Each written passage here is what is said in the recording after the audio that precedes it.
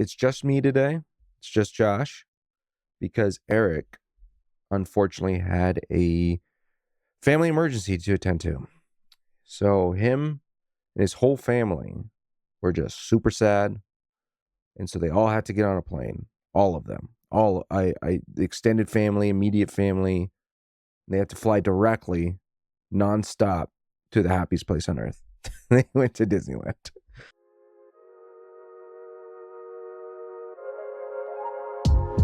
Welcome back to the Living Stream podcast, where we talk about movies and documentaries and shows that we watched on the many streaming platforms that are out there. I'm your host, Josh Perez, and normally I'm here with Eric Harrison, but he is in Disneyland. Eric, Kelly, family, I hope you all had a good time out there. I think they're getting back at some point today. But so unfortunately, we tried really hard, but we're going to have to push back Twilight. We are still going to do an episode on Twilight, and we're still going to have a guest for that one, our most requested guest. So stay tuned for that. It's going to be a good episode. We're going to do something a little different today, and I'm going to run us through some movies that are new to streaming platforms. We're going to focus only on 3 because there's like a million out there.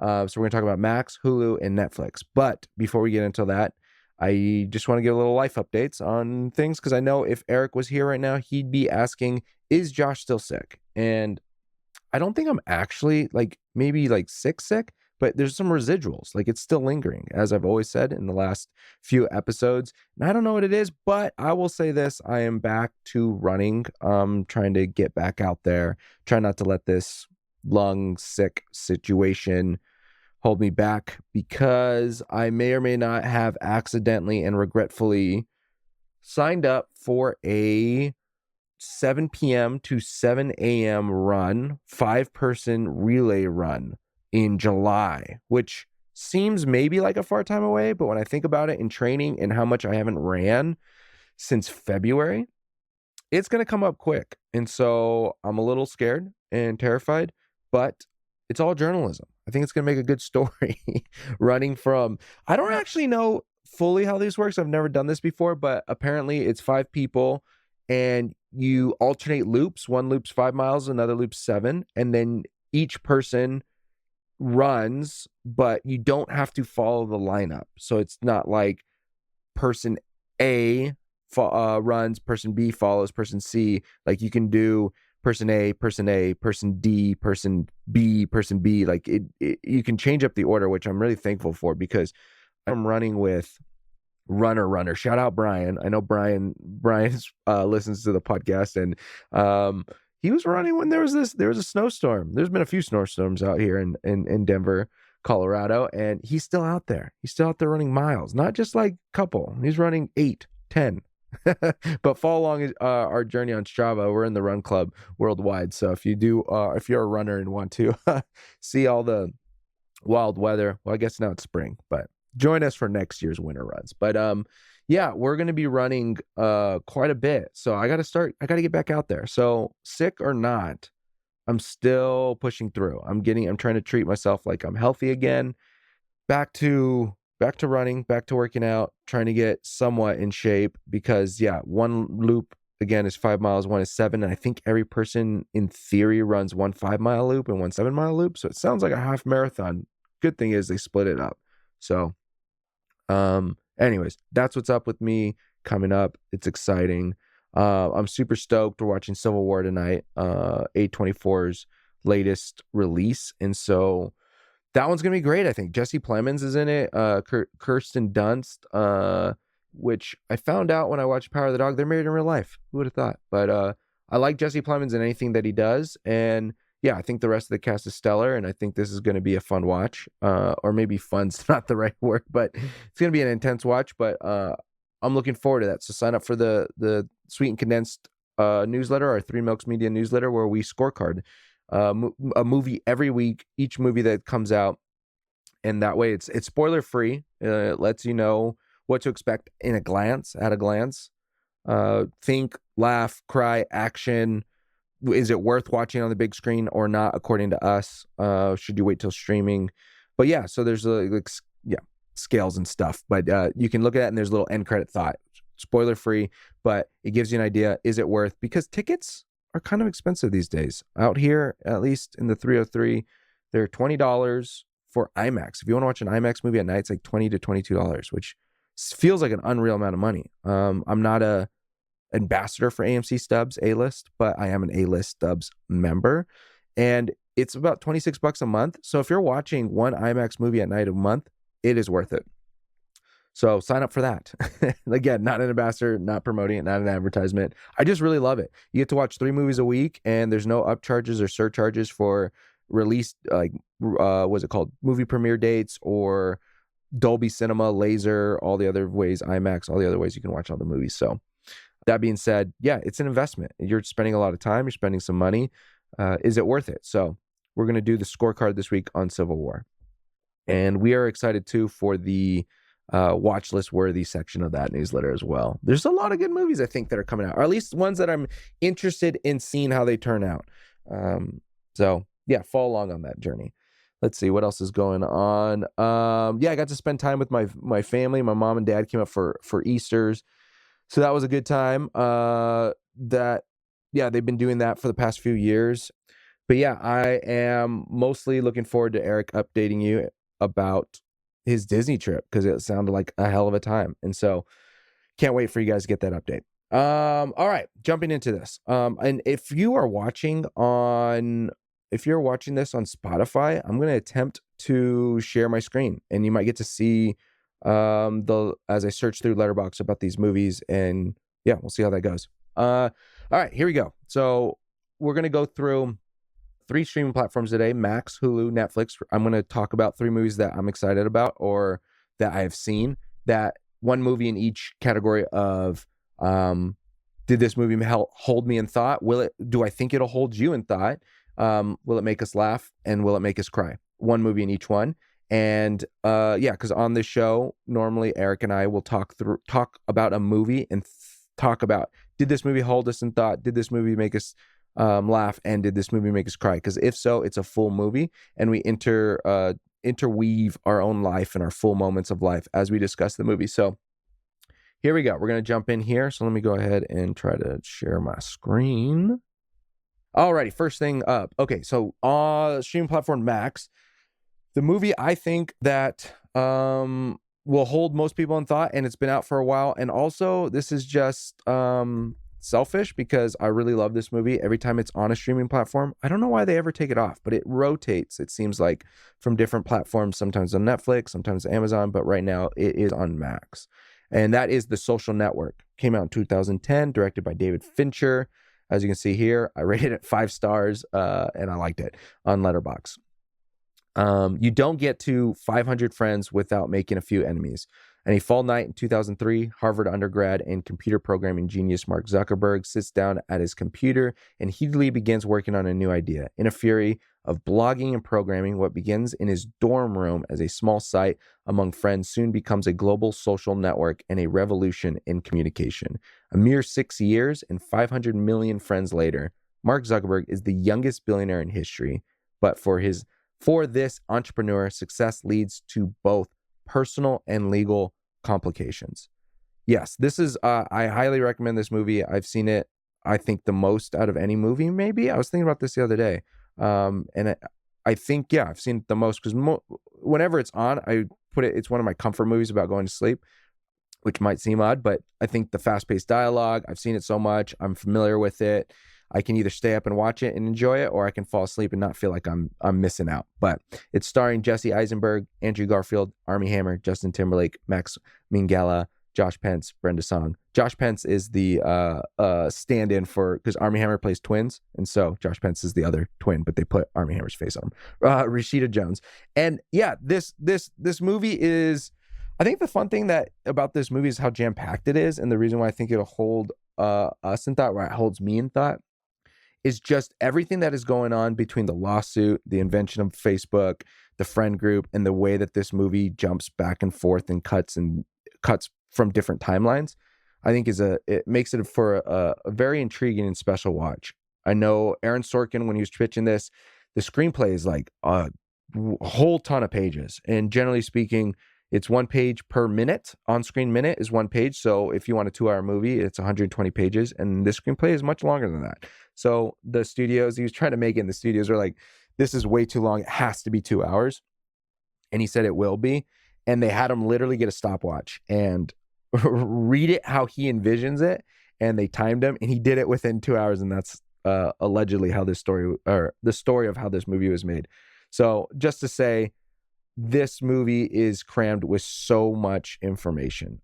So yeah, held in thought the most, I think. It's new on streaming platform to Max. The next movie I think that they just added that I think would be a good laugh movie is Scott Pilgrim versus the World. All right, yeah, I don't know why it took me so long to watch this movie, but I watched it within, I want to say the last 5 years, but it came out in 2010. It's directed by Edgar Wright.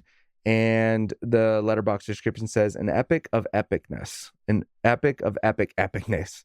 Scott Pilgrim is a 22-year-old radical Canadian wannabe rock star who falls in love with an American delivery girl, Ramona Flowers, and must defeat her 7 evil exes to be able to date her. Starring Michael Cera, Mary Elizabeth Winstead, Ellen Wong, Kieran Culkin, Allison Pill, Mark Webber, Johnny Simmons, Jason Schwartzman, Anna Kendrick, Aubrey Plaza. Like there's Chris Evans is one of the ex-boyfriends. Brie Larson is in it as well. There's a lot of big names now, and I think at the time, they were still up and coming, or they hadn't done these big movies that we recognize some of these names for. So it's a lot of fun, and I laugh a whole lot. Kieran Culkin, who I think is just incredible in Succession. I really enjoyed his character as Roman in there. That this is a young Kieran Culkin playing Scott Pilgrim's roommate, and yeah, a lot of good laughs in here. Definitely worth it. Edgar Wright is, I think, a great filmmaker. I enjoy all his movies. They're a lot of fun. So yeah, that is my max pick for that. And then the last one on this one is Cry. If you were able to watch this in theaters, it was quite the watch. But the Zone of Interest, it'll definitely also hold you in thought. It's not quite a full movie because I don't think you will laugh, but the Zone of Interest, it came out this last year in 2023, directed by Jonathan Glazer. The commandant of Auschwitz, Rudolf Haas, and his wife Hedwig strive to build a dream life for their family in a house and garden next to the camp.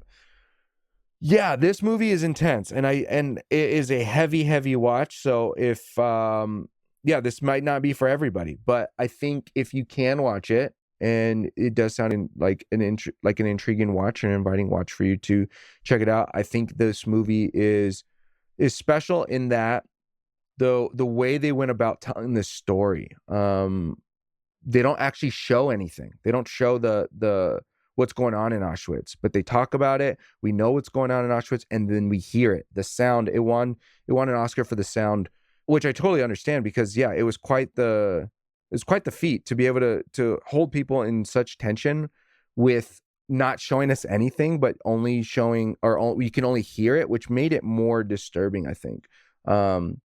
Sensitive warning and content warning, because again, it is a very heavy movie. Alrighty, and so now moving on to Hulu, Laugh. Okay, so this one, I'm going to choose The Big Lebowski, and I already know New Mexico Drew is going to give me shit for this because, okay, also I've seen some of this movie, and so it took me again a long time. I love the Coen brothers. That's who directed it and wrote it. The Big Lebowski came out in 1998. And I don't know why, it just took me forever because I knew I would probably enjoy it. I see the memes all the time, but when we did watch it, I was very tired and I deserve getting shit for this, but I fell asleep. Okay. And it's not because of the movie. It's not because the movie's bad or boring or any of that. I may or may not. I had a whiskey sour that night and I ended up just falling asleep. So here we go. The letterbox description says, it's good knowing he's out there, the dude, taking her easy for all of us sinners. Jeffrey, quote unquote, the dude Lebowski, a Los Angeles slacker who only wants to bowl, drink White Russians, is mistaken for another Jeffrey Lebowski, a wheelchair-bound millionaire, and finds himself dragged into a strange series of events involving nihilists, adult film producers, ferrets, errant toes, and large sums of money. Starring Jeff Bridges, got John Goodman, Julianne Moore, Steve Buscemi, David Hiddleston, Philip Seymour Hoffman, rest in peace, Tara Reid, and many others.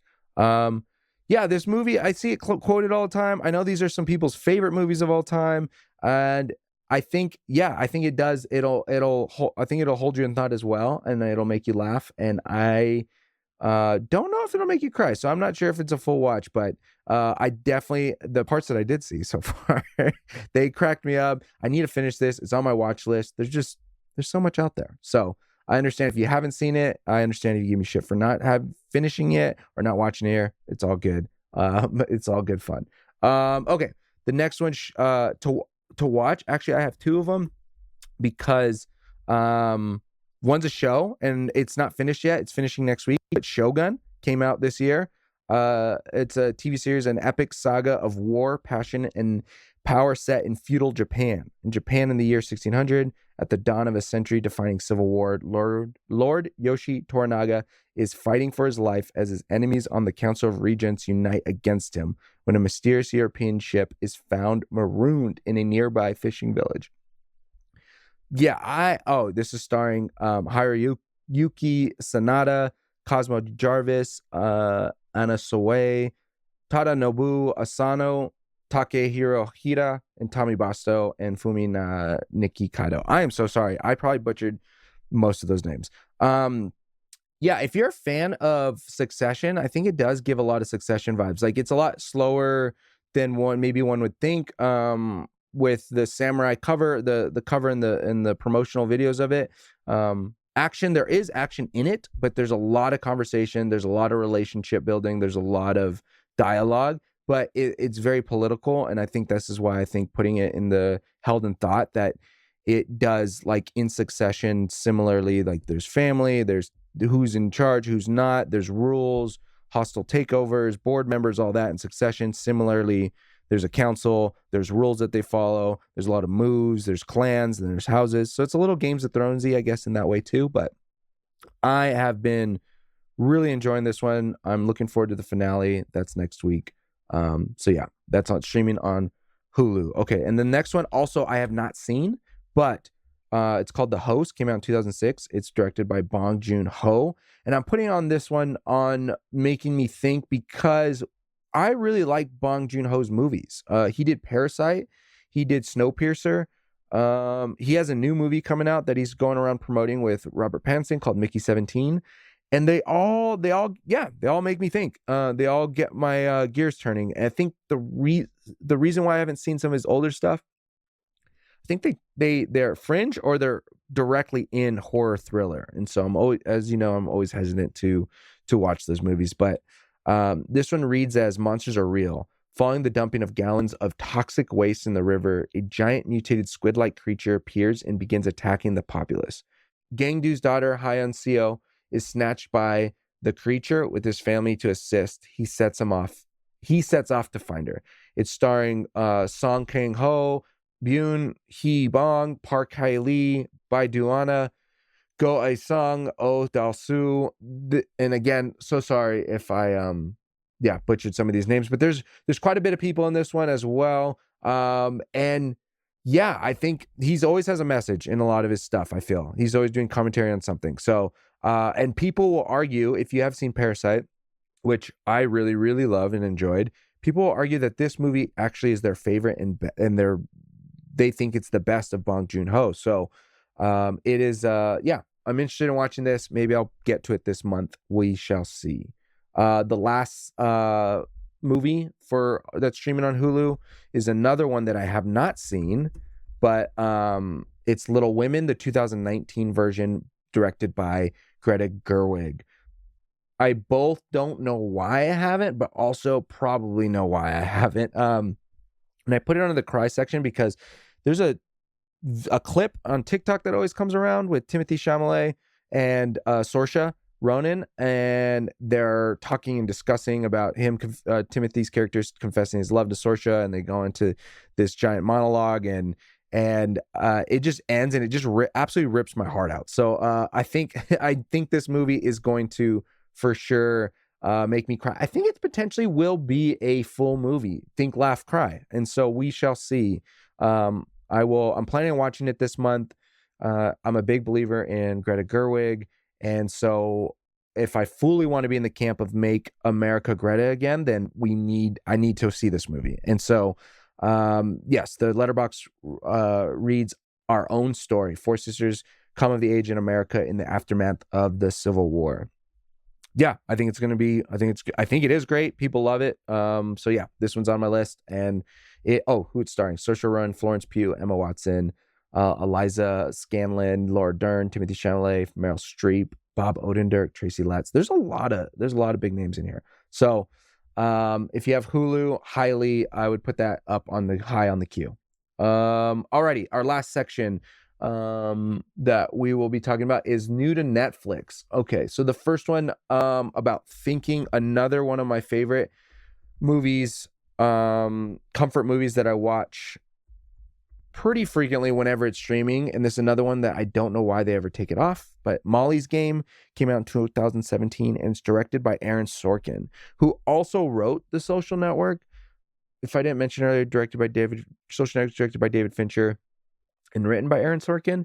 And I just want them to collaborate and do another movie directed by David Fincher and written by Aaron Sorkin. If it happens, or will it happen, I do not know. But that being said, back to Molly's Game. I just love Aaron Sorkin's dialogue. I think he's an incredible writer. I think he's really great. This movie is based on a true story, and that's why I think it keeps me thinking, because I really like true movies based on true stories, because you get both the fictionalized or the storytelling of the creative liberties of making somewhat fictional, if you will, more so than a documentary, but at the same time there's a lot of truth to it. So anyways, the letterbox description says, deal with her. Molly Bloom, a young skier and former Olympic, hopefully becomes a successful entrepreneur and a target of an FBI investigation when she establishes a high-stakes international poker game. It's starring Jessica Chastain, Idris Elba, Kevin Costner, Michael Cera, Jeremy Strong, Chris O'Dowd, J.C. McKenzie. Quite a bit of names in here. Joe Keery makes an appearance. He doesn't play a big character, but this movie it's fun. It's so much fun, and there's a lot to think about in it. And then supposedly there's a character named Player X. Supposedly is Tobey Maguire.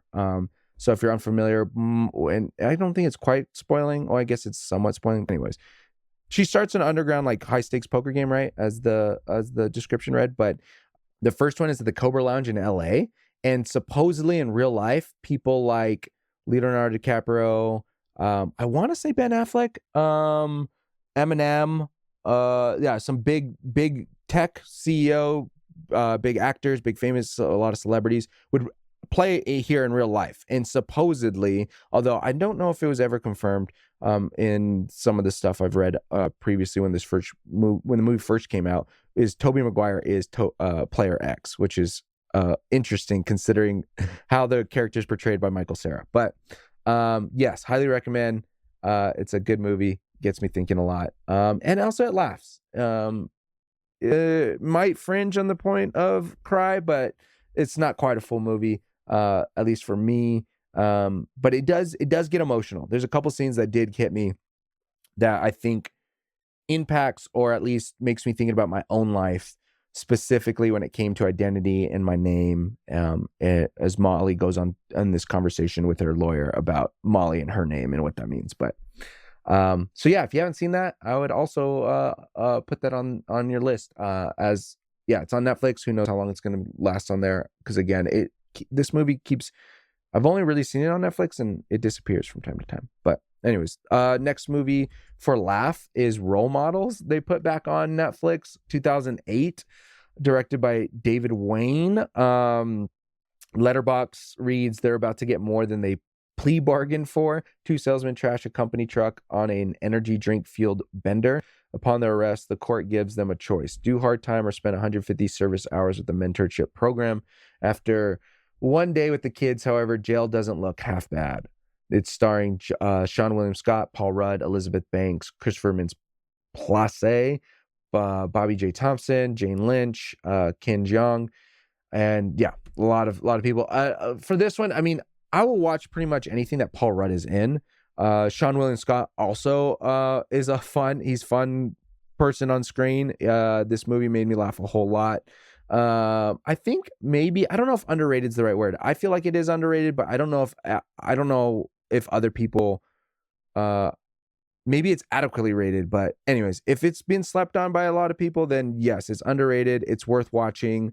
It involves LARPing, which is a good time. But Paul Rudd is Paul Rudd. And so put this on your list. Watch it. Have some good laughs. Okay. The last one is Cry. This is a movie. Oh, Cry. The section is Cry, not the movie. But this is a movie I have also not seen, but they just added it to Netflix. And it's Suzume.